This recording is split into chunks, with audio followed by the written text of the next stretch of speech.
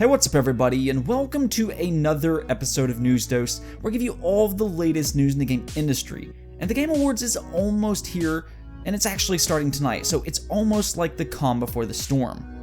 Honestly though, most of the leaks has really seemed to have been contained, so I think we will have a few good surprises tonight.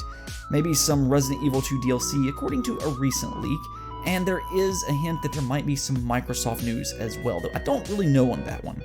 Jeff Keighley though did say we should expect around 15 new game announcements tonight, so like a mini E3 in some ways. But with that said, there is some news still going around, such as Nintendo is absolutely, and I mean absolutely, dominating in Japan in terms of sales figures. Activision is doing something a little shady that I think a lot of people aren't going to be too happy about, but also not exactly surprising either. And then we have a few game-related announcements and a possible return for a legendary developer. So you're not going to want to miss that, but to start things off, let's talk about Nintendo in Japan. I mean, when I saw this, I had to do a bit of a double take here because Nintendo really is completely dominating Japan this holiday. I mean, I know that the Nintendo Switch has always been immensely popular there, considering handheld consoles' popularity. You know, they're very big in Japan, but I still wasn't expecting this. See, Famitsu released sales in Japan for the week of December 2nd through the 8th, and Nintendo Switch sold 188,000 units, which is indeed very impressive, but not necessarily their best-selling week in Japan either. The next part, though, is what I was so surprised by, as the Nintendo Switch had the top 10 best-selling games there, and not even one game came from another console. I mean, the PlayStation 4 did sell really well. I mean, it was 41,000 units there, so you would kind of expect at least one game to show up in the top 10. But the first game to show up was Gundam G Generations at the number 12 spot.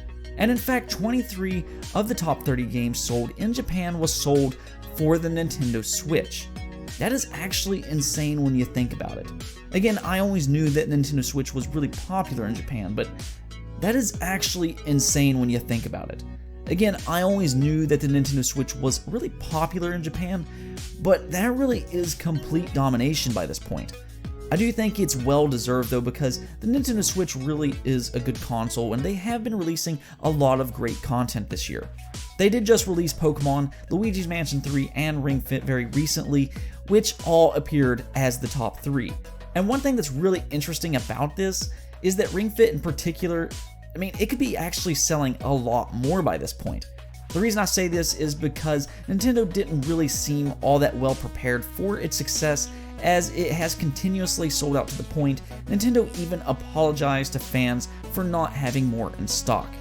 You don't usually hear that too much in the game industry, where a developer apologizes for having a short supply of a game, but Ring Fit is a special case, I suppose.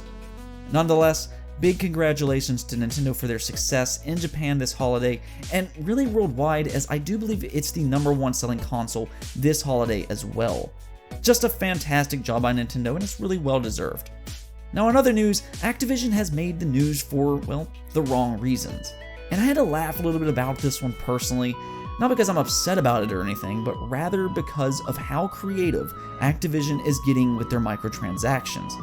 See, Activision just released a little game by the name of Call of Duty Modern Warfare, and of course we all know the huge success the franchise has had, but knowing Activision, there's going to be some kind of microtransactions in the game. That in itself isn't really too bad, considering this is a common practice among games today, especially multiplayer-driven games. But it's what they're trying to charge you for that is both a little shady and a little funny at the same time. See, not long ago, Activision said that they were not going to have loot boxes in Modern Warfare.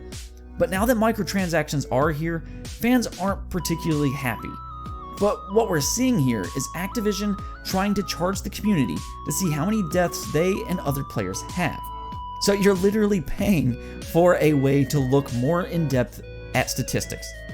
I'm actually a very competitive person myself, so I love looking at my own stats, but apparently Call of Duty has removed the death statistic.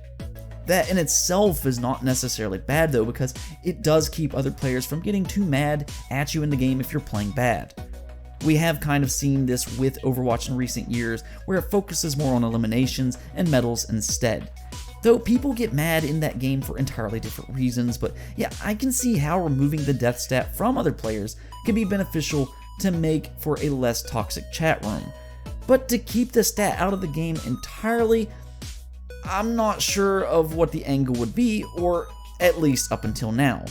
They actually want you to pay for this. I mean, I've heard of several microtransaction tactics, such as skins, level up perks, new characters, and so on and so forth. But this is the first time I've heard of a game trying to get you to pay to see more in-depth stats.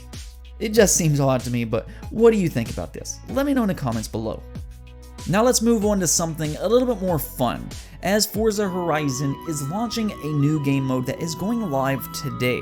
And this one actually sounds very fun because Forza Horizon 4 will be adding a Battle Royale mode where you will compete with 72 other players.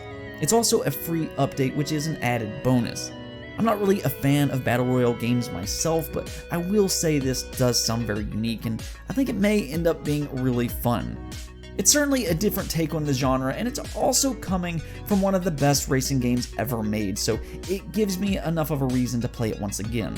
If for whatever reason you haven't played Forza Horizon yet, and you like car racing games, definitely go check it out. It's on Xbox Game Pass, so if you're a subscriber of that, there's no reason not to. We also did get another game announcement, which is Celceta of Memories, and hopefully I'm pronouncing that right, but it is coming to the PlayStation 4 in 2020. The Ys games are a pretty good JRPG franchise, so this is really good news, and in fact, Celceta of Memories was originally released on the PlayStation Vita, and I can personally say this is a good game if you like the franchise. It wasn't my favorite game on the PlayStation Vita, but it's a solid entry. I do like that they are porting some of the PlayStation Vita library over to the PlayStation 4 though. I was always a really big fan of the Vita, and I would like to see some of its better games get more exposure. But please, if you're going to port any game, do Persona 4 Golden. That game is just phenomenal. And speaking of the Persona franchise, there has been a little update for Persona 5 Royal, and that it will be fully subtitled for French, Italian, German, and Spanish for the first time ever. So very good news on that front, and I'm glad to see more people will be able to enjoy it in their own native language. Moving on, there is a little rumor that's kind of been floating around that I want to discuss briefly. Apparently there is a rumor that Cyberpunk 2077 will be coming to Xbox Game Pass, which of course would be huge. But the reason I want to discuss this is because I would be very hesitant to believe this rumor. Now the reason this is a rumor in the first place is because Xbox South Africa's Twitter account posted a Game Pass ad video, and in this video it showed a bunch of different games including Cyberpunk 2077, and I admit that seems strange. But this video was taken down extremely quick, and I think it's more than likely that it was just a video that highlighted some games coming to Xbox as a whole and not to Xbox Game Pass. Not only does it seem extremely unlikely considering the hype surrounding Cyberpunk, but one of the games that showed up during the video was Crossfire, and that game isn't going to be an Xbox Game Pass game. It's a free-to-play game, so yeah, if you've heard this rumor, I wouldn't take it too serious, so just a heads up on that. Now the last thing I want to talk about, and this one I found to be very interesting, is that Cliff Bleszinski, the developer behind hit franchises such as Gears of War, Jazz Jackrabbit, and Unreal Tournament, posted a very intriguing tweet that talks about he wants to create something again, and he does mention video games. Now I know in the past he kind of stood his ground and said he no longer wants to make video games, but it does appear he misses it. And no matter how you feel about Cliff Bleszinski, he is an extremely talented developer. Even though his last game, Lawbreakers, wasn't a commercial success, it still was a very good game and well received because of it. So personally, I would like to see him come back and see what he could do. He could try to make some smaller games, or maybe even try to reboot Jazz the Jackrabbit, or a big publisher could try to swoop him up and give him his own studio. I mean, there is several publishers right now looking to acquire more talent, so maybe a publisher like Xbox, PlayStation, or even TH Nordic could be interested. Xbox, though, in specific, does have a history with him, so I wouldn't rule that one out, but I think it would be more than likely that he would instead develop an independent game. I do think if he does, though, he should try to do something smaller this time, that way it won't hurt him or his employees too much financially. Anyways, though, that's it for this video, but if you liked the video, Don't forget to hit that bell notification and subscribe button. Peace out.